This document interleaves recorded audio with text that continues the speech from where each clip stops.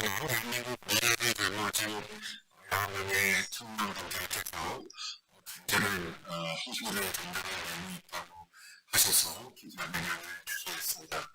오늘 이 자리에서 청년혁신당은 혁신을 청년 대표로 이끌어보고자 모인 자발적인 단체입니다. 오늘 단체가 기념사회와 책임을 미루고 모두 청소를 청년들 세대에 미루는 구조의 절박한 문제의 시대를 두고 이를 바꿔보자고 한 모임이고 또 여러 문제의식을 안고 이 자리에 쓰셨습니다. 그게 많은 분들께 이 문제 청년혁신 연합의 목소리가 전해지기를 바라는 마음입니다.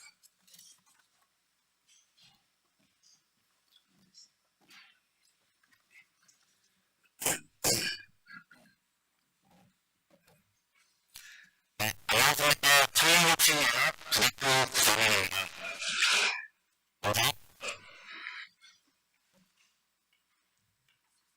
이제 부탁을 드리겠습니다.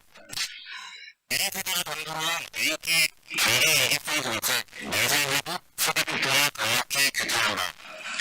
최근 정부가 수행한 민생회복 소비폭탄 정책은 경제의 인기 영합하는 목표로 대한민국의 미래 세대를 담당으로 한 무책임한 포퓰리즘 정책입니다.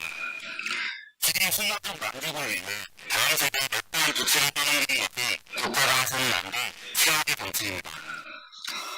민간 소비 증가에 대한 내재 정책이 중국과 일본에서도 시행된 바 있습니다.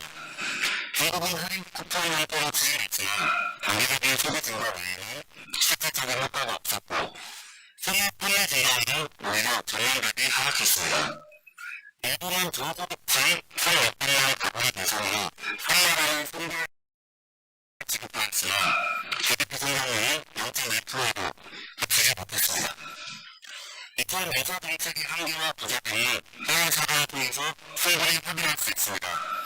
그럼에도 불구하고 우리 정부는 세계적으로도 유리없는 전국민 일반 지급이라는 방식으로 정책을 추진하고 있습니다. 단기적인 소비 유도 효과만을 기대하며 국가 배당을 무분별하게 사용하는 방식이 결코 지속 가능하지 않습니다. 이번 소비 쿠폰 정책에는 무려 13조 원이 넘는 예산이 편성되었습니다.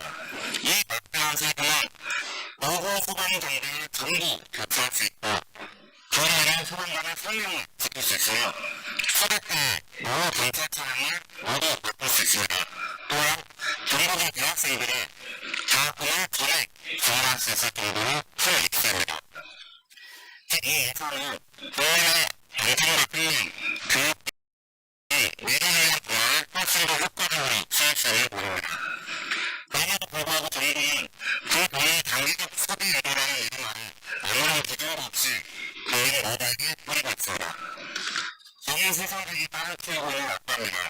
곧 절대로 맞은 아빠이기도 합니다. 제 아내와 저는 상대 인생의 후손입니다. 우리의 할아버지, 할머니 세대가 핏감으로 지켜낸 이 나라를 우리는 다음 세대에 더 좋은 모습으로 물려줘야 할 책임이 있습니다. 그러나 지금 대한민국은 세계 7선율을 매번 계승하고 있으며 미래 세대의 기반이 무너지고 있습니다. 그럼에도 불구하고 우리는 그들의 편안을 위한 소비 정책에 몰두하고 있고 아이들에게는 점점 더 무거운 국가 부채라는 짐을 지우고 있습니다. 우리는 과연 이런 상황에서 다음 세대에게 훌륭하게 성장하라고 말할 수 있겠습니까? 실행 방식에서도 문제는 명확합니다. 지금 인간권의 발악부는 1차 소비 쿠폰 사업에 587억 원을 손짓해 있습니다. 현재 남은 순세기 인력은 104억 정도이고 내년 기업 재난 보험, 일자 개선 등 필수적인 사업에 쓰여야 할 부족한 예산입니다. 그런데 정부는 아무런 예산 확보도 없이 134억 원의 추가 부담을 관악부에 전가했습니다. 예산 확보 없이 정책을 강화하고 부담은 지자체에 지으면서 세계적인 중앙 정부가 내는 구조, 이것이 과연 제대로 된 국가 운영 시스템입니까? 정책 자체의 구조도 큰 문제입니다. 소비 쿠폰이 막세 매합과도 같습니다. 국민은 자신의 소득에 맞춰 소비와 저축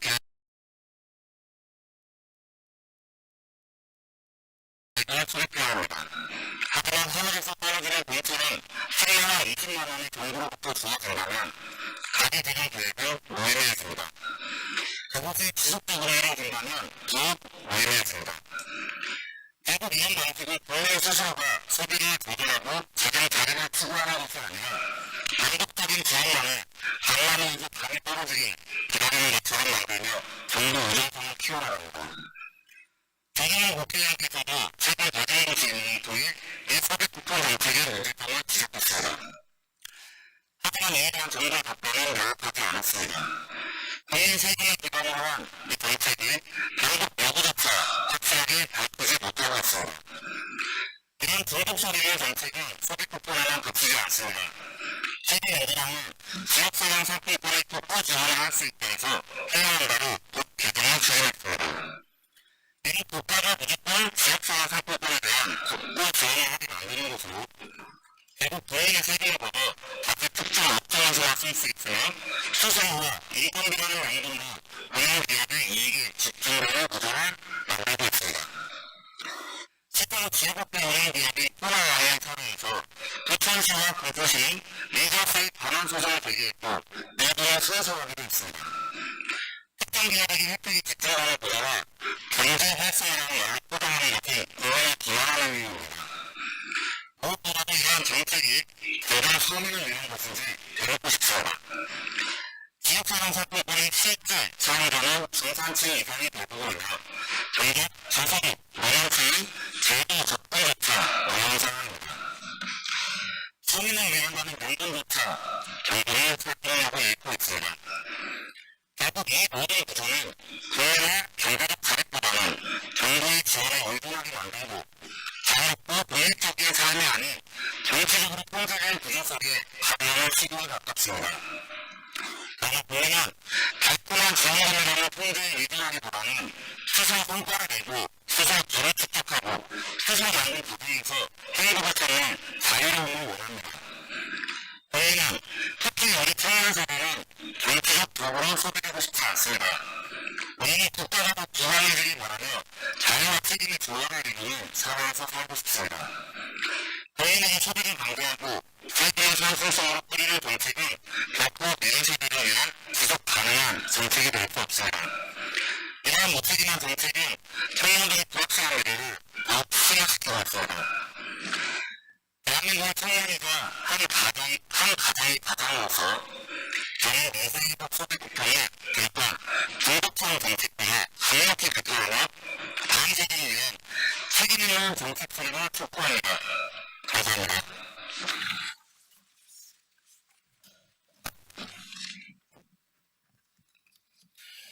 안녕하십니까. 청년복지 의원의 오양길입니다. 정부의 플랫폼 정책이 정상 노동조건과 될수 없습니다. 실제로 뽑는 공시가 뽑히는 정책이 단기적인 실험 효과만 만들고 장기적으로는 국민 경제의 꼬리를 달아오는 악성 고리를 작동할 뿐입니다. 국민의 부모님에서 나온 세금이 쿠폰이라는 이름으로 다시 한번 뿌려지는 순간 소비는 왜곡되고 부정은 중독됩니다. 한국 토지는 또다시 여부가 등록된 악순환이 시작되는 것입니다.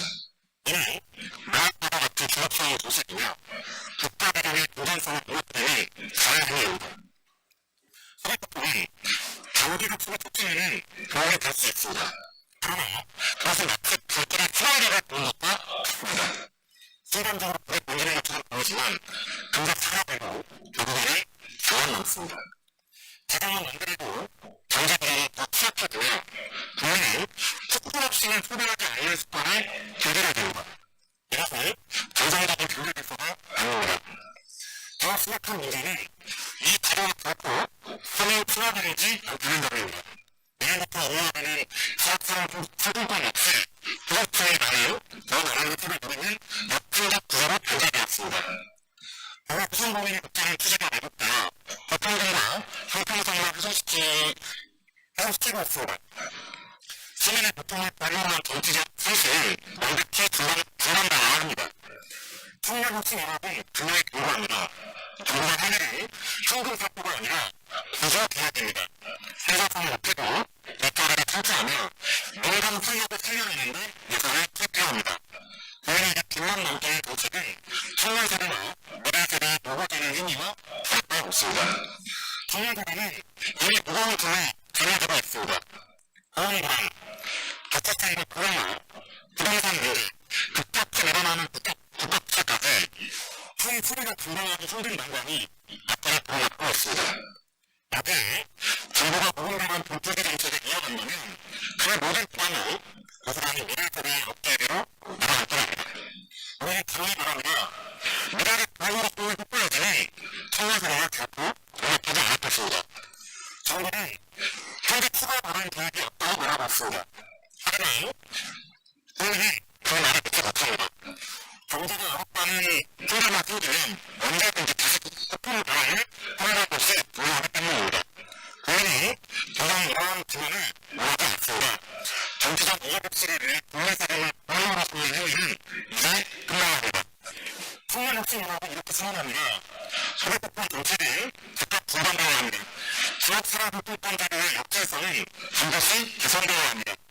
재정 건전성을 파괴하는 모든 폭발제는 공약도 드러나고 처음에 고민해야 합니다. 우리는 더 이상 쿠폰 공격이라는 덕분한 이유에 휘둘리지 않을 것입니다. 우리의 태도는 고집이 아닙니다.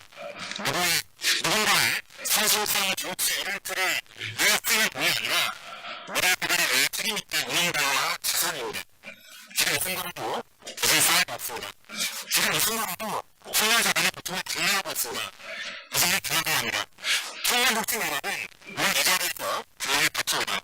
정부가 포퓰리즘에 대해 국민을 지원하려면 우리를 투옥하지 않을 것입니다. 청년운동, 대규모 청년집회, 정책 대안이 없이 구태와의 폭력을 통해서라도 끝까지 싸울 것입니다. 국민세금을 정치적 중앙감으로 쓰는 행위를 우리는 반드시 막아낼 것입니다. 국민연합은 이제 우리 모두가 나서야 합니다. 최근에 서울에서 떨어진 공짜돈이 아닙니다. 공짜 쿠폰을 존재하지 않습니다. 정부가 세금으로 쓰는 돈을 결국 우리의 자유, 우리의 통제, 우리의 미래에서 빼앗아오는 것입니다. 청년혁신연합은 국민과 함께 요구합니다. 책임있는 재정운영, 지속 가능한 경제전략, 그리고 미래세대에 대한 근본적인 구조개혁, 이것이 우리가 가져야 할 길입니다. 소득폭풍과 같은 노동책을 반드시 역사 속으로 사과해야 합니다. 오늘 우리의 결단이 내가 대한민국의 영광을 뜻했습니다. 청년혁신연합은 국민과 함께 끝까지 행동했습니다. 감사합니다.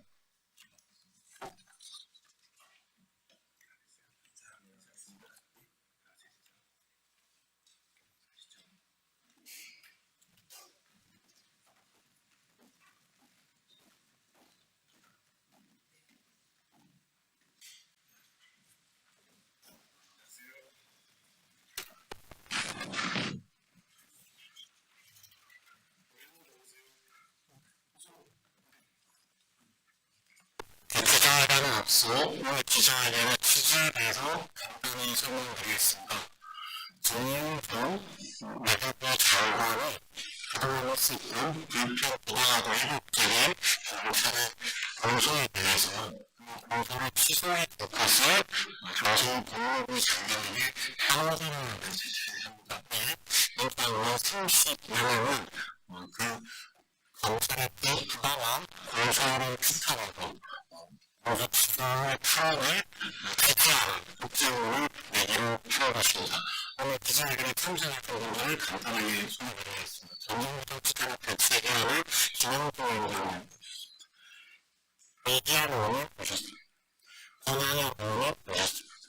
손재동 의원님 모셨습니다. 김태선 의원님 모셨습니다. 문영배 의원님 모셨습니다. 그리고 기자회견을 만들도록 하겠습니다. 양극하기 전에 김현진 위원장님 모두 말씀 드리겠습니다. 정상으로보다는 우선으로 독사 대책위원회 위원장으로 제안을 받았습니다. 윤석열 정권 하에서 진행됐었던 가로등은 검찰을 동원한 문재인 전 대통령과 문재인 정부의 장관들, 그다음에 정치 신수들에 대한 무도한 감사와 감사원의 감사와 고발, 그에 따른 정치의 수사를 통해서 정상적인 정책적인 결정 노동을 지휘했던 사업들이 사법 처리 결산으로 이런 상황에 대해서 깃털 놓지 못하고 잘못된 운전 보호차의 보호에 대해서 지금은 이제 절차 내려서 취소하는 게 타당하다 이런 생각이 듭니다. 운전정보 동아리 방송과 검찰이 실제로 문제인정보에 대한 정치 수사를 지속적이고 반복적으로 보복적으로 진행을 했습니다. 여러분 아시겠지만 서울공무원 기적 사건, 교육병대 탈북 추방 사건, 월성 영종 관련 사건, 통계대학 의학 사건, 사드배치 고위지원 사건 등 실질적으로는 국민들과 소통과 국민들의 의견을 들어서 지금부터 많은 사람들이 정치성과 정치 탄압의 소재로 사용됐다는 것에 대해서 정말 깃털을 놓지 못하고 지금 당장 중단돼야 된다. 방금 정의용 안보실장에 대한 문서 관련해서도 실제로는 소송이 진행되고 사드배치 관련한 지역 정부들의 물질적인 충돌을 사전에 예방하고 절차로 박근혜 정부에서 합의되고 진행했던 사드배치 절차를 국민간의 충돌이나 그런 사안 없이 안정적으로 진행하고자 했던 사안까지 변호사의 대상으로 변호사 개념을 취했다는 의혹으로 직권을 일렀던 의혹으로 기소한다는 것 자체는 하나도 않다는 게 저희의 입장입니다. 저는 판사의 행동이라고 잘못됐던 것을 없애버리고 새롭게 정의를 세워나가는 그런 취지에서 정의용 안보 조치하고 문재인 정부 시절에 우리의 안보와 국가가 책임졌던 책임자들에 대한 공소에 대해서 최소한으로 타당하다고 생각하고 30여 명 국회의원들이 또 뜻을 전하면서 오늘 의견을 썼습니다. 저희 여러분과 모든 문제에서 함께해 주시고 법무부와 검찰, 법원에서도 우리들의 뜻을 잘 수행해서 조치해 주실 것을 간곡히 모셔드립니다. 감사합니다.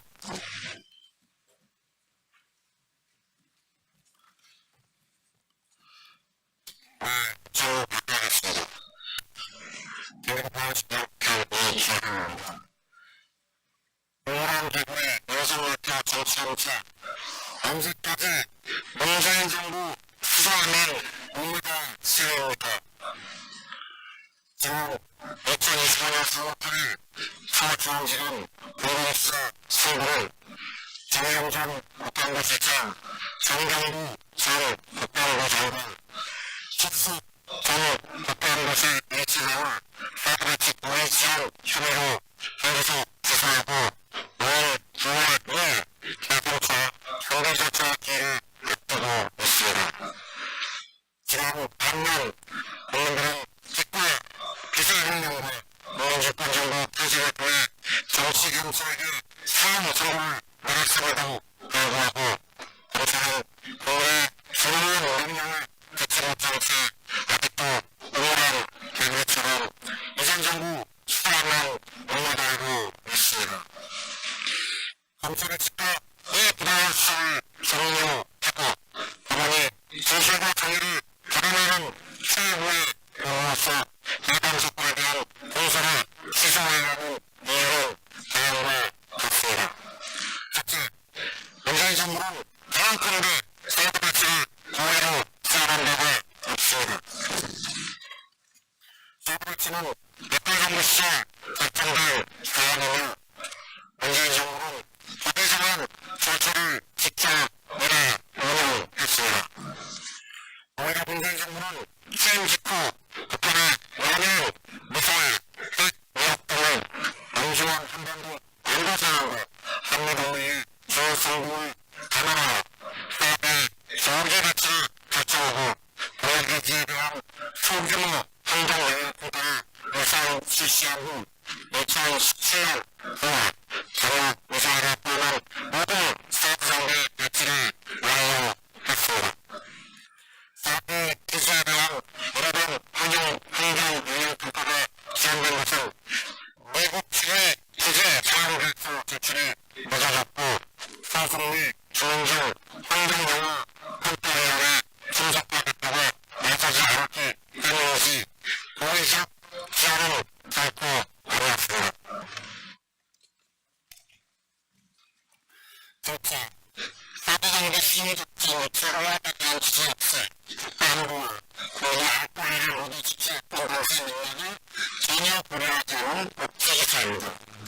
2020년 5월 말 서부양의 반입작품을 보내서도 당시 문재인 정부는 로고 추가부터 유효기간이 완료되거나 노후화된 정보 교체 및 개발시설 개선 등을 위해 대규모 시험 작전이 도박하도록 요청을 받았습니다. 당시 사드기지 근처는 현재 주민뿐 아니라 사드 반대 정치 다수가 매직사실을 상주하면서 추가함이 발입되어 강력히 저지하고 있던 상황이었습니다. 이러한 긴박한 상황 속에서 당시 정부는 물타시이란 대규모 비서작전을 시행하는 동시에 인근 주민 및 주민 자치분들의 알파를 최대한 보장하고 그때한 이착자를 방지하기 위해 해당 사실을 알렸습니다. 이러한 조치는 군에서도 외화부럽게 하는 관행이었으며 그 덕에 서도 관련 정보와 물질은 물론 단 한 명의 부정자도 없이 성공적으로 작전을 수행할 수 있었습니다. 국가안보를 위한 정부 정책을 추진하는 동시에 인근 주민들과 반대단체들의 안전 그리고 알파를 보장하기에 노력한 것을 두고 군사 기밀 보호법 위반과 직권 영향이라고 한다면 도대체 어떤 논란을 책임지고 뭔가를 수행하겠습니까? 셋째, 시점도 내용도 하나부터 열까지 모든 것을 납득하기 어려운 이 기사는 결국 시작과 끝을 이미 정해놓은 정치 수사이자 표속 수사입니다. 윤석열 정부 출범 이후 감사원은 2023년 7월 대한민국 추모 ABF 장성단의 공익감사를 받고 해당 사건과 관련된 감사를 시작했습니다. 감사원은 국방부 청사에 특별감사실을 설치 운영하면서 청와대, 외교부, 국방부 등 11개 기관 200명에 달하는 전 현직 공무원들을 소환하고 대통령 기록물과 같이 관련 문서를 내려가는데 1년 넘게 대대적인 감사를 벌였습니다. 정인명식 감사에도 불구하고 감사원이 제대로 된 통일을 입증하기 못하자 감사원은 2024년 11월 정구용 전 국가안보실장, 정경구 전 국방부 장관, 하주석 전 안봉실 1차장, 이기훈 전 대통령실 비서실 시민참여비서관 등 4명을 군사기밀보호법 위반과 직권남용 혐의에 대하여 검찰에 수사를 의뢰하기에 이릅니다.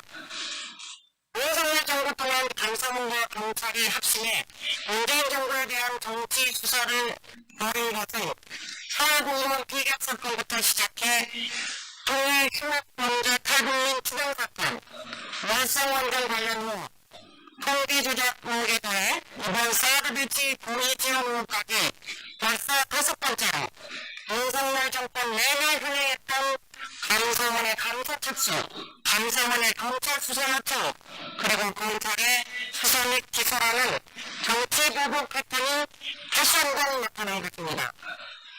그리고 현재 검찰은 이를 방증이라도 하듯 청와대가 반대단체와 내통하여 이들의 반대 활동을 조장했다는 후 중국에 대한 군사기밀 유출 의혹 등에 대해서는 제대로 입증조차 못한 채 억지 기소만을 남발하고 재판을 끌어가고 있습니다.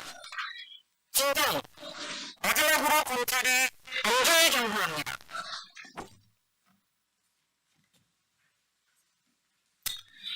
아직도 세상이 바뀐 줄 모른 채 우울한 개구리처럼 과거 좋은 시에는 몰려간다면 검찰은 메마른 오후 속 날아가는 개구리 꿈을 많지 못할 것입니다. 지금이라도 국민의 신뢰를 회복하고 국가 보약을 오직 법치와 정의만을 위해 사용하는 국가 기관으로 거듭나보지 않다면 과거 정부에 대한 수사와 재판을 즉각 중단하십시오. 또한 재판부는 불의 진실과 정의를 다뤄내는 최후의 법으로서 최고인의 결박함을 명명백백히 맡겨주시는 동시에 더 이상 자유로운 정치 보복의 신념이 발생하지 않도록 현명하고 정의로운 판단을 내려주시길 간곡히 부탁드립니다.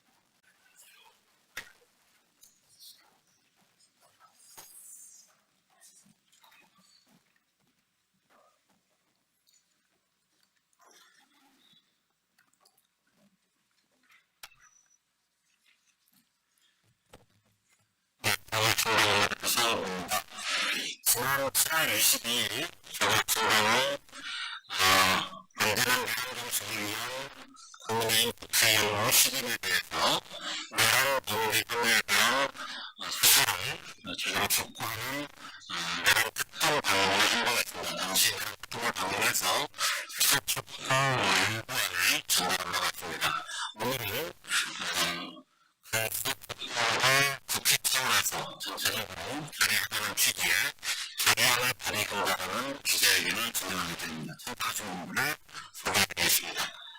김동민 대표부장님 참석했습니다. 사업부부 최고위원 참석했습니다. 장태선 정치위원 참석했습니다. 김대훈 의원 참석하셨습니다. 백상희 원내대변인 참석했습니다. 오늘 준비된 기자회견문을 낭독하도록 하겠습니다.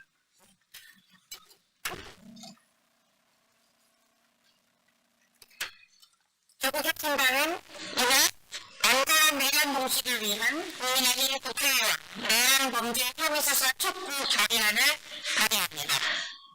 국회의원은 국민의 대표자로서 대한민국 헌법과 법률에 따라 국가 이익을 우선하고 정부를 성실히 수행해야 할 책무가 있습니다. 이 막히는 책무를 방기하고 오히려 헌정 질서를 무참히 파괴한 내란 세력과 동조한 국회의원들이 있습니다. 내란 시비를 끝까지 이용하고 비호한 국회의원들이 있습니다. 국민의힘 장동혁 대표를 비롯한 50인의 국민의힘 소속 국회의원들입니다. 윤석열과 50인의 도적들에게 더불어민주당은 지난번 공정하고 신속한 수사를 촉구하는 의견서를 내란 특검에 전달한 바 있습니다. 그러나 특검은 현재까지 이들 중 일부 의원들에 대한 제한적 처벌에만 머물고 있습니다. 50인의 도적들 대부분이 버젓이 의정 활동을 이어가고 있는 것입니다.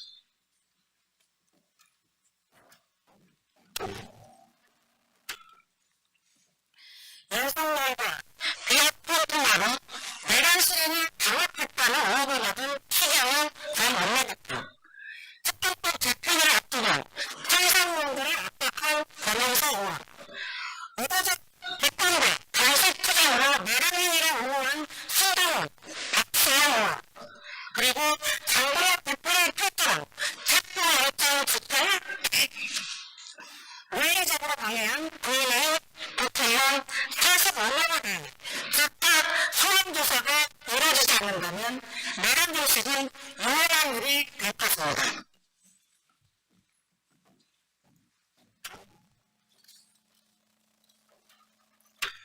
특히 장동혁 당대표 측의 주장은 내란 세력 시즌 2의 시작을 의미합니다. 그는 실성 비상계엄이고 신호빛이다. 이런 표현에 하나님의 계획에 있다는 영원히 설순치 않던 인물입니다. 윤 어게인 동세력의 불씨를 부스러나는 것은 기필코 막아내야 합니다. 국민의 대의기관인 국회가 결단해야 합니다. 이번 법안은 국민의힘 국회의원 50명 전원에 대해 내란 특별검사가 즉각 수용조사를 실시하고 국회 원칙에 따라 엄정한 사법적 책임을 물을 것을 요구하는 국회의 의지를 담았습니다. 이후 필요한 만큼 국회가 특별 기간을 연장하고 수사 인력을 증원하며 반헌법행위 진상규명 특위를 신설하는 등 모든 제도적 수단을 강구할 것을 결의합니다.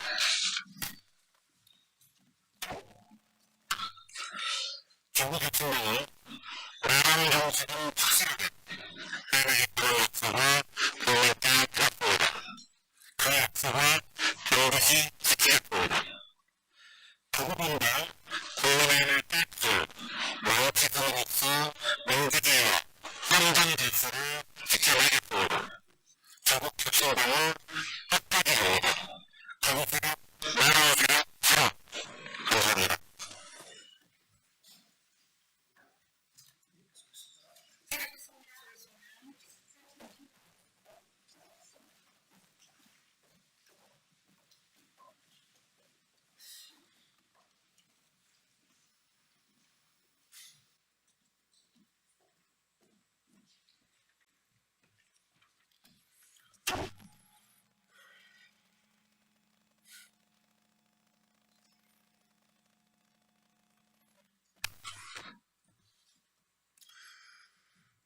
수고하셨습니다. 지금은 수업 대단의 인정입니다. 두 가지 말씀드리겠습니다. 첫 번째입니다. 모든 사람이 글을 쓰고 내가 쓰는 것을 보니 최교수는 훌륭한 교육부 장관 후보자가 분명합니다. 기대가 큽니다. 최교진 서울구청에 대한 교육부 장관 후보자에 대한 인사청문회가 있습니다.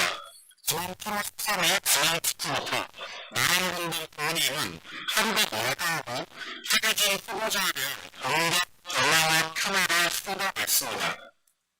핵심은 역사상 첫 정계기 출신 교육부 장관이라는 점입니다. 정부 교직원 노동조합은 교육계를 넘어서 대한민국 민주주의의 특별한 역할을 했던 상징적인 곳입니다. 종교조가 있었고 해직과 탄압 속에서도 꿋꿋하게 헌신하고 희생했던 우리 선생님들이 계셨기에 오늘 우리는 이만큼이나마 정진할 수 있었습니다. 종교적 경력은 겉바르나 하나가 아니라 의대와 정중의 증명서여야 마땅합니다. 평생 교사로 교육의 중요성을 갖춘 내가 우리 사회의 민주주의와 인권 향상에 헌신해왔다는 증명으로도 손색이 없는 정교조 출신 최교진 후보자의 경력을 존중하고 존경합니다.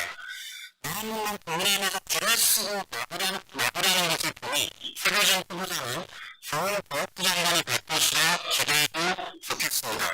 늦어도 많이 늦었습니다만 사상 첫 정교조 출신 교육부 장관을 보는 기대가 참으로 큽니다. 두 번째입니다. 검찰 국제 연맹 교관인 대검찰청의 일도 직접 공개는 물론이거니와 위법성 여부까지 확인해야겠습니다. 지난 2022년 대선 당시 경찰이 여자가 명예훼손 혐의로 경향신문 등이 수사한 근거로 기록된 대검찰청 예규를 공개하라는 대법원의 판결이 나왔습니다. 현행법상 경찰은 명예훼손 혐의를 직접 수사할 수 없음에도 이른바 대법 예규를 비롯 강행했는데 지금까지도 끝났던 예규 공개는 완강하게 거부해왔던 상황입니다. 참으로 당연하지만 동시에 놀라운 판결입니다. 대검찰청 예규를 공개하라는 것이 우리 대법원까지 가서 놀아야 할 사항입니까? 검찰 예규가 그것을 장로 깊숙이 숨겨놓은 그런 부분이나 국가의 목표로도 아니지 않습니까? 일수당초 법치주의 국가에서 각 교진에 대한 법칙들은 모두에게 공개 대화하는 것이 마땅합니다. 대법원의 결정이 나왔으니 문제의 대검찰청 예규는 당연히 공개되겠으나 그것이 끝일 수는 없습니다. 신규 이유가 없었던 예규를 완강하게 감추었던 그 이후부터 다시 수사와 감찰의 대상이 되어야 합니다. 검찰의 직접 수사 범위를 특수한 검찰청법의 취지를 우선 대법원 예규에서 제멋대로 빨아먹는 것이라면 그것부터는 절대로 용납할 수 없으나 예규에도 어긋나 신규 교육법법 과잉 수사였다면 그 또한 매우 심각한 일입니다.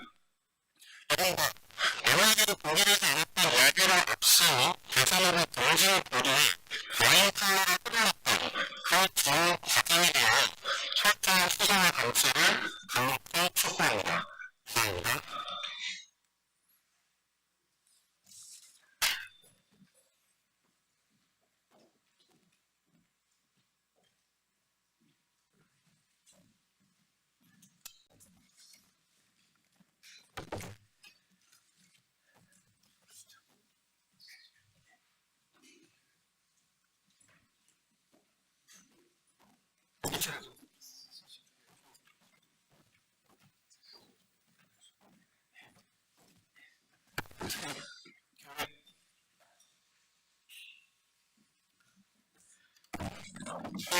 기자의 강사 국회의원 박지현입니다.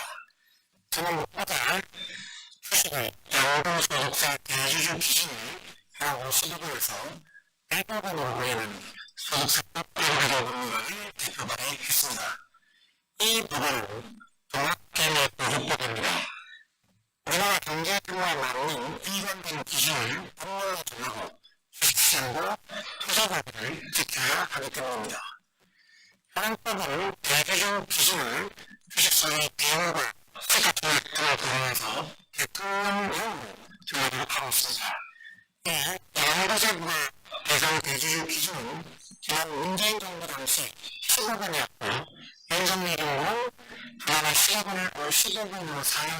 있지만 이재명 정부는 다시 이를 시정으로 맞추려고 합니다. 하지만 정부의 이러한 방향은 시장의 혼란을 가중시킬 가능성은 없습니다. 대부분 기준을 무리하게 낮춘다면 세금을 피하기 위한 연말 매도 물량이 쏟아지고 결국성은 종합개미라고 불리는 소위 개인 투자가들이 피해를 받을 수밖에 없는 구조이기 때문입니다. 한국 거래소에 등록하면 대주주 기준이 10억 원이었던 문재인 정부 당시 4년 동안 연평균 4조 2천억 원 가량의 연말 매도 행률이 이어졌죠. 대주주 기준이 50억을 넘어갔던 24년에는 연간 3,130억 원 정도 매출량이 더 많았습니다. 내년보다 따라서 대주주 기준이 낮아진다면 연말 매매폭풍이 대박이 우려가 큽니다. 정부의 대동 방향은 우리나라 경제 평론과도 맞지를 않습니다. 양도소득세보다 대주주 기준은 2000년 김대중 정부 시절 처음 도입되었는데 그때 그 기준은 100억 이상이었습니다. 당시 우리나라 국민 1인당 GDP는 11,000달러, 코스피 연말 평가는 500포인트 수준이었습니다. 그동안 1인당 GDP는 3배 이상, 코스피는 6배 이상 증가했습니다. 그런데도 이것을 다시 10억으로 맞춘다는 것은 의미성스럽니다. 또 기회적인 것 중에 주식 보유금액 기준으로 대주주 지위를 부여하고 양도소득세는 세금을 부과하는 것이 딱 우리나라 한국뿐입니다. 주식시장이든 세율이든 글로벌 스탠다드에 맞춰야 기업과 투자자들이 적응할 수 있습니다. 이재명 정부는 앞에서는 코스피 5천을 외치고 세금은 주식시장을 비판하고 있습니다. 저는 국민의힘은 이재명 정부가 차별하는 진짜 반역 정책을 급정해서 투자를 격상시키고 종합개혁을 우리군에 요하는데 앞장서서 하겠습니다. 다음은 한국 주식 투자자연합회 정의정 대표님과 연합회 회원님들 말씀을 들어보도록 하겠습니다. 들어보겠습니다. 프로그램 한국 주식투자자연합회 정의정 대표입니다. 무관한 마음으로 의사를 했었습니다. 이재명 대통령이 민수의 소시입니다. 당신이 틀렸습니다. 코스피 5천과 대주주 양도세 15%는 양립할 수가 없습니다. 둘 중 하나 포기해서는 하십시오. 외국 상황이 숙대 경제되고 국격을 냈습니다. 외국 문화를 이해해주신 박수영 의원님께 깊이 감사드립니다. 개인 투자가 자회사 전문가, 여론조사 결과, 외국인, 심지어 국책연구기관인 조사재정연구원, 그리고 민주당 다수 또는 대다수 의원도 알아야 하는데 왜 대통령실은 서민몸에 어린아이 옷을, 목소리자 옷을 입히려고 안가한 힘을 쓰십니까? 우리 수박원이 발표한 8월 1일 이후 주요 증시주는 꼬치 수준으로 급등 급하해 천막적 재산이 증가 중입니다. 이재명 대통령이 다음 나라의 질문을 답변해 주십시오. 첫째, 대주주 양도세 10억 하향이 우리 증시에 하락치 않도록 정보를 제시 바랍니다. 둘째, 10억 하향도 연간 양도세 증가했고 거래세 양수와 투자는 각각 5만원. 셋째, 지금 25% 이상 보유자는 거래세를 외국인 특혜를 수십만원 유지하는 일부입니다. 넷째, 최빈기법은 수도나 대주주 세금을 나는 국가명에 공표해 주십시오.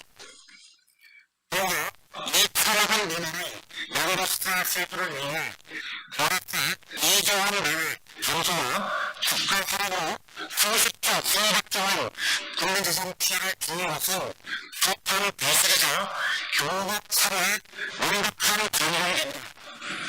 지난 7월 31일 민주당 은행회관에서 개최된 세제 발전 시민위원회 회의 시작 전에 대주주 10억원 반대 목소리를 내던 저를 통해 갑자기 기자부에 치고 수령령이 몰려들어 집단 폭행을 한 의원의 있었습니다. 그러기는 저는 잠시 이해를 상하게 됐고 만감의 경찰서에 특색 입장처럼 고소를 하는 상태입니다. 이제 매주 언론도 이 사건 사건에 대해 방송에 보도를 부탁드립니다. 기자기관들은 국민 앞에 공개 제거하십시오. 대통령실은 수사기든 성수기든 만약에 사안이 된다면 시간적으로 모든 공개가 일어날 것을 명심하시고 수위로 적어도 마지막 고지를 발표하시기 바랍니다. 이것은 국민 집단 정보에 대한 집단자 국내 명령입니다.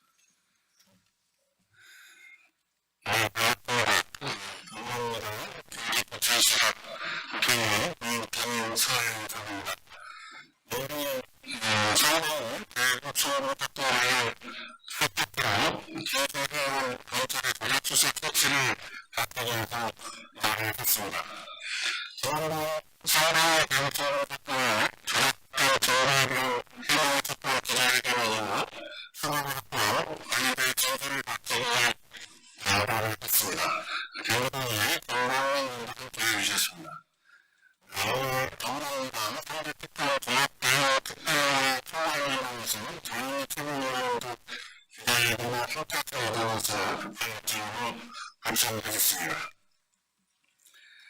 이진만 정권의 정치인처럼 손을 내부 추모 사건으로 개인에게란 의미 이재명 대통령과 주변인들이 착각해왔습니다.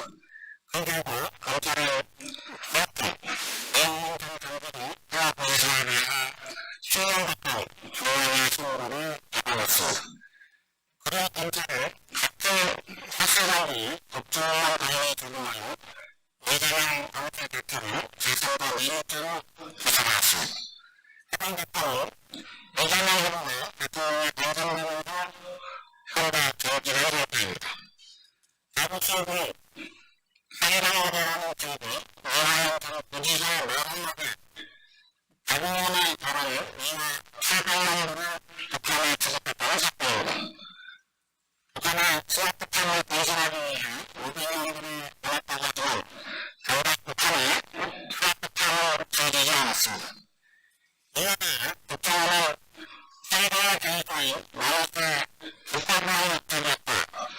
하나의 해당 대화의 방법이 그날과는 수학폭탄을 전혀 당장의 경우 조사표가 있습니다. 검찰의 추가 700만 불을 위해서도 이재명 당시 경기 도지사를 방북병이라고 주장했지만 정작 이재명 지사 당국은 이호적인 그런 실명으로 조회하지 않았습니다. 이처럼 대북 청구 사건은 나타나지 않은 머리적 대안으로 가득 찬 윤석열 정권 정치 공천을 상상의 측에서 동조하는 사건이었습니다. 법원이 이재명 전 도지사의 혐의를 인정하고 유죄를 선고한 것은 오직 김성태 경찰관국 해당의 정황법입니다. 거기에 김성태 전적을 이야기하고 싶지는 않으며 그는 부직기였구나 사찰 전략을 벌어들인 자입니다. 사이버그룹의 인신은 수차례 독합을 합병을 받기도 하였습니다. 그러므로 법원은 그를 대상 기업인이라 취했고 사이버그룹에 대해서는 중견 사업집단이라 평가하며 김성태 사이버의 독합을 당하며 북한에 돈을 보냈다는 것을 이해할 수 없다고 했습니다. 이에 대해 이화영 전 부지사의 변호인 측은 검찰의 무속도이란 핵심 피고인 김성태, 강원태, 안기세 등 스스로 꼬물지름으로 불려 영식 파트를 제공하며 진술을 하야했다는 소위 안영석 파트 진술 선언문을 발표해 왔습니다. 구체적으로 김성태의 가임을 수행되던 서해상가 13호 박상현 검사실로 출퇴했다는 출퇴 일찍 같은 시각 살배하거나 법인카드가 수원지도 연구에서 집중적으로 결제되었다는 사부사항 내용 진실 회의를 위한 여러 선택들을 충분히 입증하고도 남을 증거로 제시했음에도 이하영 부지사의 무기징역을 받지는 못했습니다. 그런데 이번에 당시 실패는 직접 참석한 원리가 무차적인 증언이 확보되었습니다. 이하영 전 부지사의 변호인이 실질적인 연수 팩트도 오늘 2023년 5월 8월에 나는 검찰청에서 정성파악에 소속되려 한 것이 그 이후에도 계속되었음을 사실 것으로 유승되었지만 구체적 증거를 당시에는 확보하지 못했을 뿐입니다. 삼대인과 삼대인과 같은 기업의 KH 중의 핵심 기업사인 KH 무언가가 부여당을 해주는 조정식이 2023년 5월에서 8월에 이뤄진 레이어스 파티 등에 대해 아주 구체적으로 진술하였습니다. 더구나 검찰청에서 술파티는 그 이후에도 계속되었고 2023년 11월 12월 이루어진 술파티는 세차단을 본인이 직접 참석하였다고 직접 진술했습니다. 지금 보시는 것은 조정식당 부하다의 작품을 박수한 내용입니다. 조정식당 부하다의 진술을 따르면 2023년 11월 진술된 불착지 분을 해투막 여차가 7인분 그리고 2023년 11월 말고 외적지 분을 해투막 벌써 25인분 2023년 11월 크리스마스 전적으로 하트가 보자 68인분 수원지도가 바로 가스판을 받았다고 합니다. 하나 관람자가 어도라는 학기가 주문하고 한번원짜리 추가 보시았다. 어떤 하사트라트나 이전구나 25만원짜리를 주문했다고 합니다. 상대의 그룹과 같은 회사가 교육 한번도 결정하였고 같은 곳 박상현 회사가 수원지동의 가더라 음식과 구매를 제공했다고 합니다. 이차적 탐사는 검찰청 내 은행을 가지시 그 변화인 답변실로 박상현 검사 조사실이 입수한 식사이틀로 진행합니다. 특파는 검찰청 직원 퇴근 시간 이후인 9시부터 시작한 대략 21시까지 이어졌다고 합니다. 도시락이 홀수된 음식 주문된 것은 성산박식 사무실 직원뿐만 아니라 대중지원은 식사이트 다른 공사실 구성은 조성태들과 함께 쫓아나온 교도는 심지어 수원구치소 당직분리학과까지 출급됐다고 합니다. 도시락은 아무 침해가 벌어졌는데 수원지는 출입자격을 막는 것을 방지하기 위해 당시 성산박식 사무실 직원들이 출입구와 내려와 조정식 등 사이버 그룹 대화와 출입자 처치에 들어갔다고 합니다. 모두 각각 자동차 시의 핸드폰의 주문 내역이 모두 남아있을 것을 심지어 해당 방문 도출 공지가 너무 많아요. 당시 수원지는 72원까지 알았을 정도라고 합니다. 검찰청에서 검사 최고인이 며칠간을 실권을 받은 사실 자체를 충격적이죠. 그리고 중등 사건의 유일한 추적 증거가 해당 기관의 김성태의 진술을 이라는 점에서 더욱 대화를 구할 수 없습니다. 예, 여자 맥주장도 자동차 대표 휴대폰 당시 방직받았던 수원구치소 교도관에 대한 조사가 휴대폰에 이루어져야 했습니다. 조사를 통해 이하영 전 부지사 당원측이 제기한 의혹과 조정식 전 부회장의 진술이 사실로 밝혀진 바는 대부 서울지검이 거짓폭력, 사찰 투수 여부를 흘러 거짓 진술을 받아낸 시가의 도박 사건으로 기록될 것입니다. 특히 그 도박의 목적이 제2야당 대표였다는 점에서 공작을 제거하기 위해 검찰권을 동원하여 사건을 도박할 엽기적인 정치적인 기사로 기록될 것입니다. 윤석열 검찰의 도박 수사의 실체가 밝혀진 다음 도박을 통해 기소했던 모든 사건이 위법한 수사에 의한 불법 수사였음이 명백히 될 것입니다. 특히 또는 김성태의 위증약을 하는 조사가 판단이 시작되어야 합니다. 또한 드러난 실체를 바탕으로 윤석열 검찰에 의한 불법 기소 역시 바로잡아야 합니다. 이완환 전 부지사 사건과 같이 한 가지 확정된 사건을 말씀해 이재명 대통령에 대한 제3자 뇌물죄와 같은 재판이 진행되어 중단된 사건에 대해서는 공소 취소가 이루어져야 하겠습니다. 빨리 진실이 보완되기를 바랍니다. 고맙습니다. 감사합니다.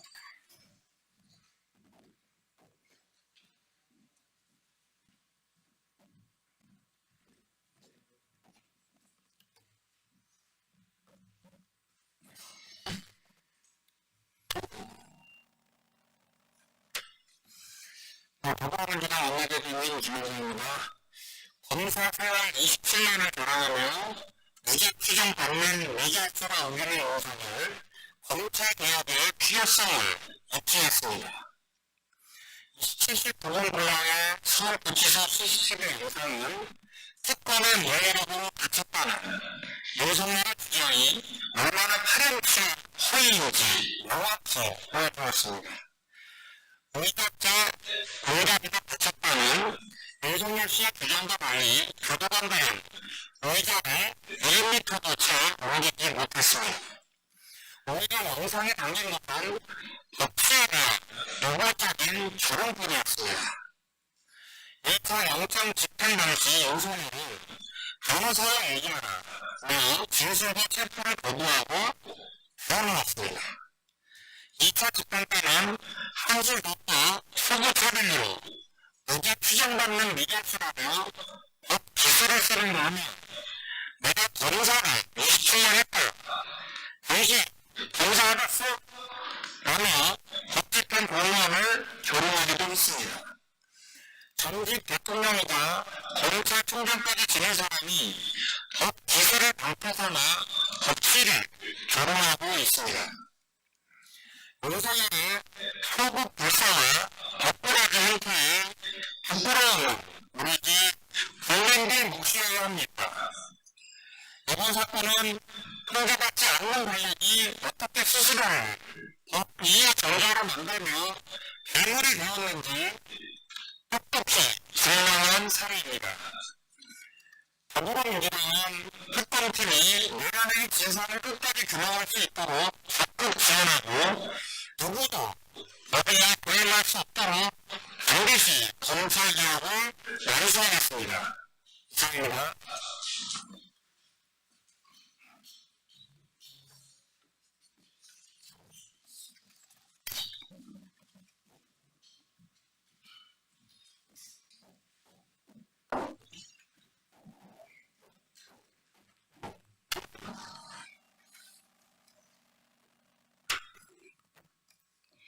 국민의힘은 나경원 의원을 법사위 간사 선임을 즉각 처리하라. 나경원 의원은 법사위 간사 자격이 없습니다. 법사위 간사 자리가 본인의 사법 리스크를 나머지 강탐으로 악용돼서는 안 됩니다. 대한민국 헌법과 법률의 틀을 모르는 법제사법위원회가 강제 피해자의 덧붙여가 될 수는 없습니다. 2019년 4월 나경원 의원은 더불어민주당과 바른미래당, 민주평화당, 정의당, 여야 4당이 선거제개혁과 사법개혁 법안을 국가법이 정한 절차에 따라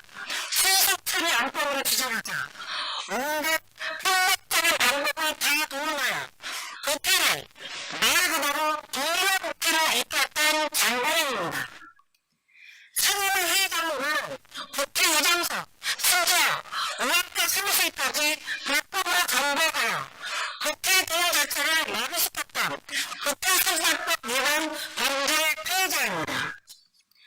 국회선진화법 위반 1심 재판과 마련특별 수사를 앞두고 있는 범죄 피해자가 법사위 간사라는 대놓고 생명보호 대모자라는 것 아닙니까? 나경원 의원은 법사위 간사를 맡아서는 안 됩니다. 첫째, 이해충돌 방지 원칙에 어긋납니다. 법무부, 경찰청, 법안 관련 법안과 예산을 고르는 법사위 간사로서 자신의 수사와 재판에 불법 부당한 영향력을 행사하고자 하는 의도가 있기 때문입니다. 형사소송법과 민사소송법에도 법관 대처 규정이 있고 공직자윤리법에도 국회의원 해당 사람의 업무가 있는 주식 백지 수법 제도가 존재하고 있지 않습니까? 둘째, 대법 위헌성이 매우 높습니다. 이미 자신의 패스트트랙 사건의 공소 취소를 한동훈 전 대표의 팅탁한 정파가 있는 만큼 법사위 간사직을 가진 상태에서 자신의 재판과 수사에 영향력을 미치게 할 것입니다. 나아가 2019년도 그랬던 것처럼 폭력적인 방법으로 법사위 기능을 마비시킬지도 모릅니다.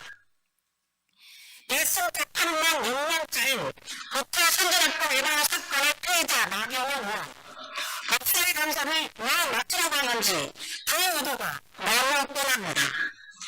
초보 법사위 현장의 막불 파기라고 그럴 끝나야 됩니까? 나경원 의원 정도는 우리 당 박원정 의원의 상대해도 됩니다. 아울러 더불어민주당이 강력히 요청합니다. 민주당은 법사위에서 나경원 의원의 간사 선임권을 절대 철회해서는 안 됩니다. 간사는 위헌한 의결을 거쳐야 합니다. 범죄 피해자 나경원 의원의 법사위 간사 선임을 민주당은 동참하지 말아주십시오.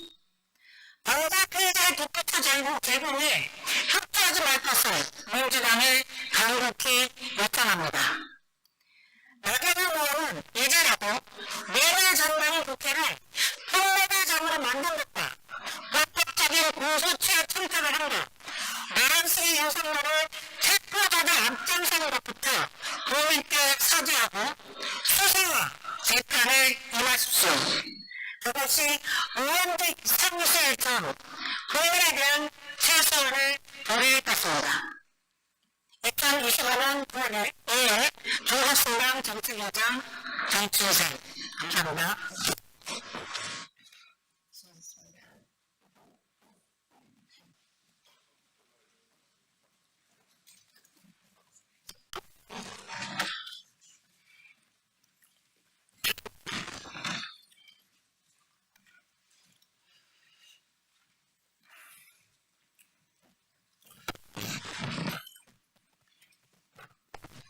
오늘은 여러분 수고 많으십니다. 지금부터 정치의 특활비 예산표소 반대 기자회견을 시작하겠습니다. 참석 타겟사도 먼저 진행해 드리겠습니다. 조국혁신당의 박상호 의원입니다. 세금도 복잡을 하시는 분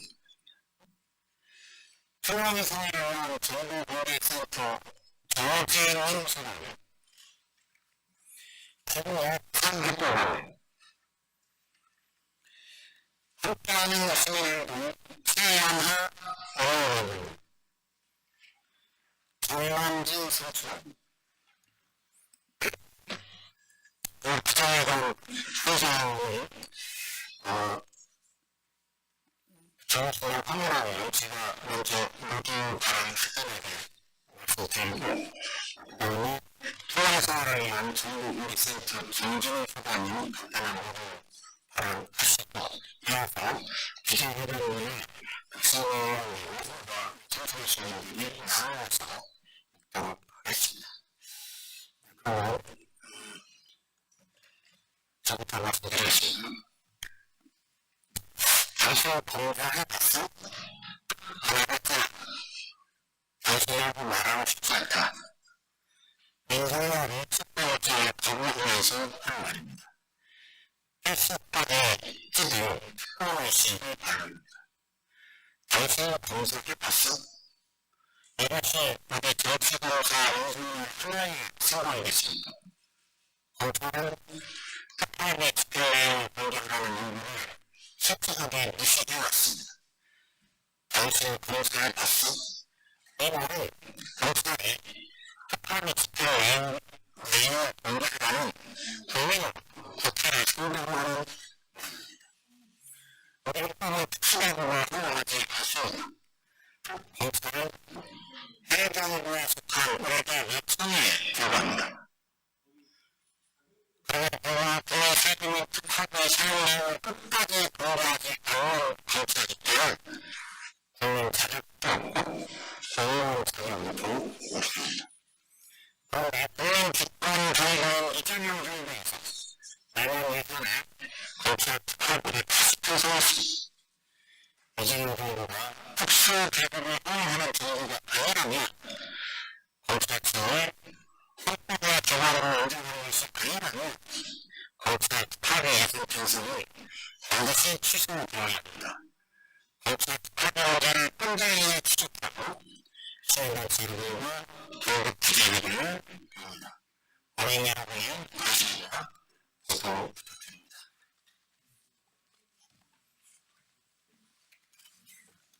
통사를 위한 정보공개센터 정진희 사장입니다. 지난해 더불어민주당은 검찰 특수활동비를 전액 삭감하면서 특활비를 삭감했다고 해서 국민이 피해를 보지 않는다 라고 했습니다. 그런데 지금 72억 원의 검찰 특활비가 내년 예산안에 포함됐습니다. 2017년부터 세금도둑자가 정보공개센터 함께하는 시민행동 같은 시민단체들이 뉴스타파와 함께 끈질긴 정보공개 소송과 시세로 만들어낸 특수활동비 개혁을 끌어낼 민원들이 명백한 투입입니다. 검찰 특활비 부여는 현재 추진 중인 검찰개혁의 근본 취지와 정면으로 대치됩니다. 검찰개혁의 구체적인 설계에 대해 여러 의견이 있을 수 있겠습니다만 검찰의 특권을 해소하고 민주적 통제가 가능한 행정기관으로 정상화하는 것이 목적이한다는 점에는 이론의 여지가 없습니다. 검찰개혁을 위해서는 특수활동비부터 손봐야 합니다. 특활비야말로 검찰이 다른 행정기관과 차별화되는 대표적인 특권적 예산이기 때문입니다. 정빈 없이 현금으로 사용할 수 있고 집행유예가 공개하지 않아도 되고 국회의 감시와 통제를 받지 않는 이 돈을 그동안 검찰총장들은 통치자금과 경력금으로 뿌리면서 예산을 사용하고 자의적으로 특정수사와 기소 예산순위를 정하고 검사 동일체의 신뢰를 강화했습니다.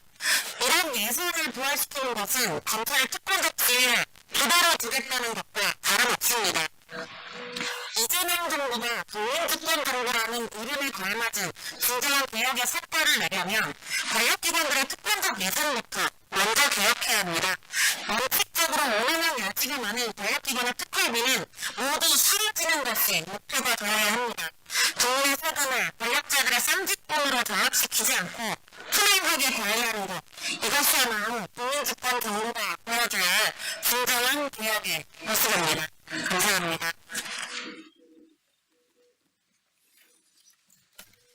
네, 기자회견입니다. 검찰특활비 예산 편성은 검찰개혁의 역행하는 자세다. 지금 검찰이 필요한 것은 특활비가 아니라 검찰특활비 특검이다. 72억 원의 검찰 특수활동비가 이재명 정부의 내년 예산안에 포함됐습니다. 검찰개혁의 공약으로 예산을 정부답지 않는 일입니다. 우리는 검찰 특수활동비 편성에 강력하게 반대합니다. 검찰의 특활비 집행내용을 국민 앞에 제대로 공개하지 않았습니다. 독립언론 뉴스타파와 시민단체 세금도둑자가라, 한영사회를 현 정보공개센터, 함께하는 시민운동의 끈질긴 행정소송으로 특활비 사용의 일부분이 드러났을 뿐입니다. 그러나 그렇게 일부 드러난 사실만으로도 국민들에게 큰 충격을 주었습니다. 검찰 특활비는 기밀 수사에만 쓸 수 있습니다. 그러나 검찰은 법령과 지침을 무시하고 이 돈을 전국 검찰청에 정기적으로 내려보냈습니다. 검찰총장이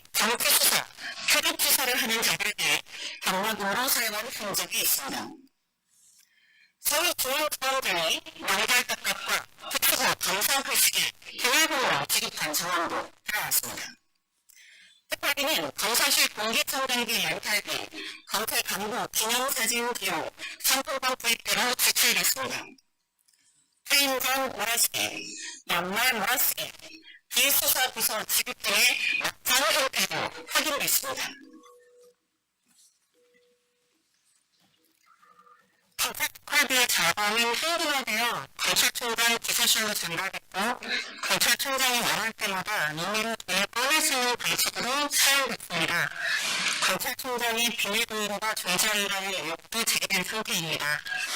검찰은 드러난 사실과 의혹에 대해 가타부터 말이 없습니다. 제대로 된 정부 부처라고 볼 수 없고 정상적인 공무원 집단이라고도 볼 수 없는 상황입니다. 검찰에게 필요한 것은 특활비가 아니라 수사와 처벌입니다.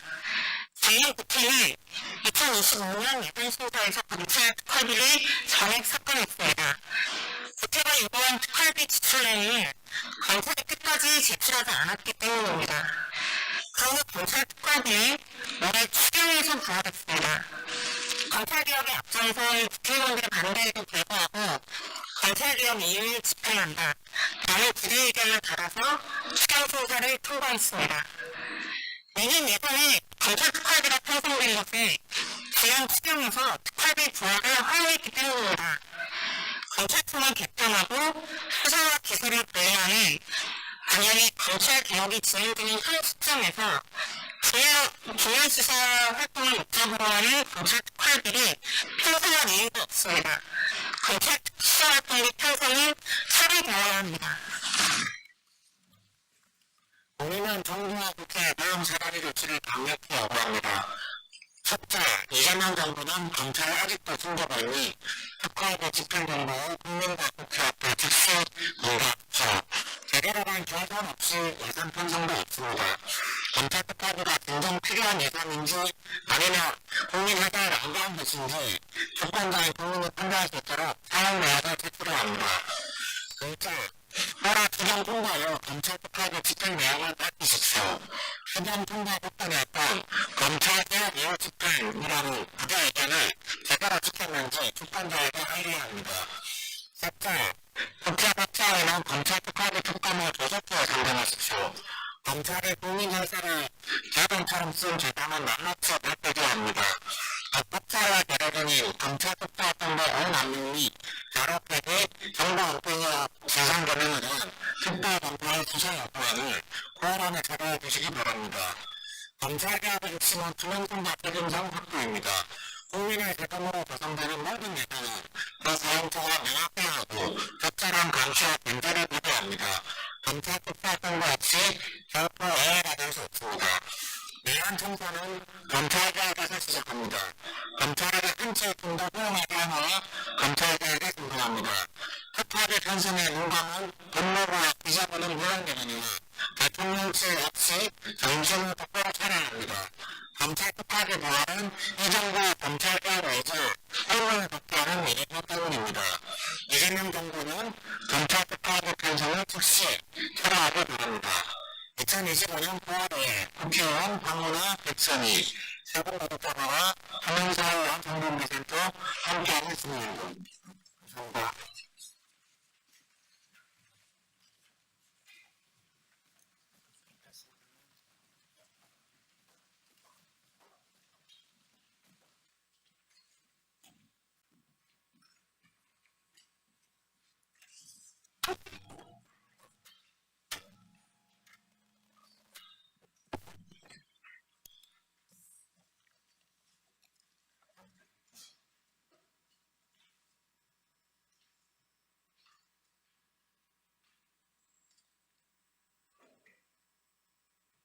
지원당 브리핑 시작하겠습니다. 부대변인 이미선입니다. 홍익진정 정신질환자 배제한 나라 키우는 교학생 주택. 국가가 청년을 고립시켜서는 안 됩니다. 기획재정부가 주관하고 한국자산관리공사가 운영하는 나라 키운 대학생 주택에서 정신질환자를 입주 제한 대상으로 삼았다가 시민사회 비판과 국가인권위원회 진정 끝에 해당 조항이 삭제되어 있습니다. 다행이지만 결코 가볍게 넘길 일이 아닙니다. 정부 정책이 사회적 약자를 어떻게 배제하고 낙인 찍는지를 보여주는 명백한 사례입니다. 우울증과 불안장애 등으로 치료를 받는 30대 이하 청년은 120만 명이 넘습니다. 개인 문제가 아니라 청년 세대의 구조적 현실입니다. 이들을 격리하는 것은 사회가 만든 병에 국가가 또 한 번 책임을 묻는 행위입니다. 나라 격리하는 이름을 붙인 공공주택에서 정신질환을 전염병처럼 다룬 것은 반복지적이며 차별입니다. 주거 불안은 학업과 생존 불안으로 이어집니다. 정신질환을 겪는 청년일수록 더 많은 지지와 보호가 필요합니다. 정부는 단순 조항 삭제를 그칠 것이 아니라 공공주택 전반에 대한 인권 기준을 재정비해야 합니다. 캠프와 기획재정부는 차별 요소를 전면 조사하고 정신질환 청년 등 취약계층의 주거권을 보장할 별도 정책 또한 수립해야 합니다. 청년의 삶을 돌보는 것이 곧 국가의 책임입니다. 청년이 병들고 있는 현실을 직시하고 정부는 이제라도 그 책임을 다하십시오. 두 번째 브리핑 드리겠습니다. 9호선 위험한 외주화 시도 우선. 서울시 안전은 뒷전입니까? 서울교통공사가 9호선 2, 3단계 궤도 점검 업무를 외주화하려다 무산된 사실이 확인됐습니다. 궤도 점검은 철도 안전의 핵심 임무로 단 한 번도 외주화된 적이 없습니다. 그런데도 서울시는 난성적인 인력 부족을 해결하지 않고 위험한 외주화를 밀어붙이려 했습니다. 노조가 인력 충원과 외주화 중단을 요구하자 공사는 업무 경감을 위한 불가피한 조치라는 궤변을 물어냈습니다. 핵심 안전 업무를 외주화하면서도 안전을 위한 결정이라는 황당한 주장입니다. 공사는 입찰 직전까지 세부 계획을 확정하고 서울시의 타당성 심사까지 받았지만 철도안전법 위반 가능성은 뒤늦게야 인지했습니다. 시민의 안전에 이런 무책임한 졸속 행정을 맡길 수 없습니다. 최근 청도 철도 사고는 외주화가 어떤 참사를 불러오는지 다시 물어줬습니다. 안전을 비용 절감 수단으로 삼는 정책은 결국 대형 사고로 이어집니다. 서울시는 이 점을 뼈아프게 반성해야 합니다. 9호선은 개통 이후 줄곧 인력이 부족했습니다. 서울시 스스로 196명의 추가 인력이 필요하다고 진단했고 국토부 역시 올해 상시 점검에서 유지보수가 어렵다고 지적했습니다. 그러나 서울시는 최소한의 약속이었던 55명 증원조차 이행하지 않고 외주화라는 꼼수로 회피하려 한 것입니다. 시민과 노동자의 생명을 무시한 명백한 책임 방기입니다. 결코 용납할 수 없습니다. 서울시는 9호선 위험의 외주화 시도를 즉각 중단하고 정규직 안전인력으로 지금 당장 충원하십시오. 안전은 비용 문제가 아닙니다. 현장 노동자의 경고를 더 이상 외면하지 마십시오. 이상 브리핑 마치겠습니다. 고맙습니다.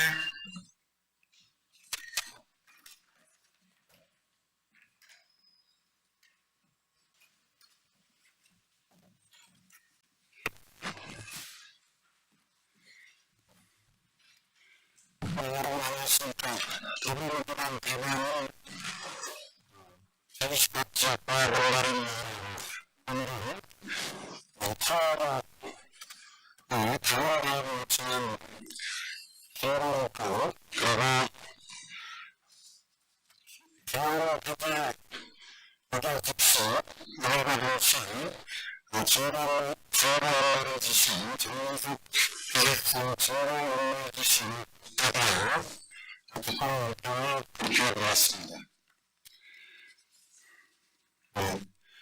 청와대의 방어를 요청한 기업은 역시 해석을 개발해왔습니다. 개발해가 통화가 주어졌고 대통령과 전달들을 조작했다고 발표자로서 사건을 기해서 확인됐습니다. 통일대로 2022년 대선 당시 윤석열 후보를 지목하고 조직적 투표와 물적 지원을 약속한 것이 자신들의 그냥 국가 정책으로 보는 정규인수 창탑을 시도했습니다. 윤석열 당선 뒤에는 인간은 직접 통화가 접촉했습니다. 2023년 국민의힘 전당대회를 앞두고 강서구의 돌밭대로 모이기에 집단 입당을 요청하고 정진법사와까지 동원해 다양한 법칙을 주도하고 있습니다. 이번 특검 공소장은 대통령 누구나 사교 집단과 대표에 연락을 하기로 법정을 뒷거라한 참담한 민낯을 보여주고 있습니다. 이는 대한민국 민주주의와 법치주의를 짓밟는 명백한 문제입니다. 국민의힘은 더 이상 진실을 느낄 수가 없습니다. 통일교로부터 받은 정치자금, 당원명부, 불법 거래내에도 단 한 점이 없이 특검에 제출해야 합니다. 이번 특검은 이번 사안을 국가 공간을 무너뜨린 행정유린 사건으로 규정하고 끝까지 수사해야 합니다. 국정농단에 몸통을 가리고 넘어간다면 대한민국의 민주주의는 결코 회복할 수 없습니다. 더불어민주당은 반헌법적 회의를 저지른 사례도 반드시 역사와 공업화 세우고 국민과 함께 끝까지 진상규명에 나가겠습니다. 이렇게 말씀드리겠습니다. 정진석 비서실장 중간인지 씨는 실장이 많다. 이런 공부서를 뿌리보고 합니다.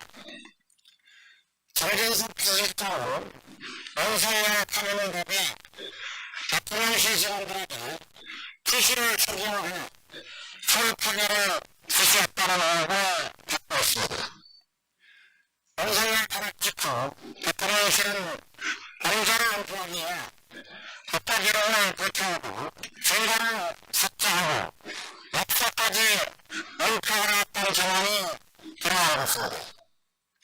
특히 탄핵 당일 보고된 포인비 문구 그리고 자충수 운동회로 폐기하라는 경우는 명백한 증거인멸 시도이자 나라의 흔적을 지우려는 조직단 범죄 행위입니다. 자연스러우기가 묻습니다. 헌법재판소가 대통령을 탄핵하면 조직적으로 가루를 지우고 폐기한 것이 나야합니다. 국가기록을 온갖 폐기하라는 지시가 아주 흔한 일입니까? 무엇을 감추고 무엇을 숨기기 위해 열광하고 폐기했습니까? 더 이상 국민을 오용하지 마십시오. 이런 명백한 굉장히 증거를 국가훈련을 통해 감추려는 중대한 범죄입니다. 나라를 공인하고 이를 은폐하려 했던 자들에 대한 단 한 채의 관여도 있을 수 없습니다. 민주주의를 포기한 사람은 반드시 바다 심판대에 수용할 것입니다. 특검은 정립, 전실장을 출력 등자와 수사에 나서왔습니다. 탄핵 이후 대통령실 내부에서 벌어진 범죄의 실수를 철저히 추적하고 국민께 진실을 밝혀주시기 바랍니다.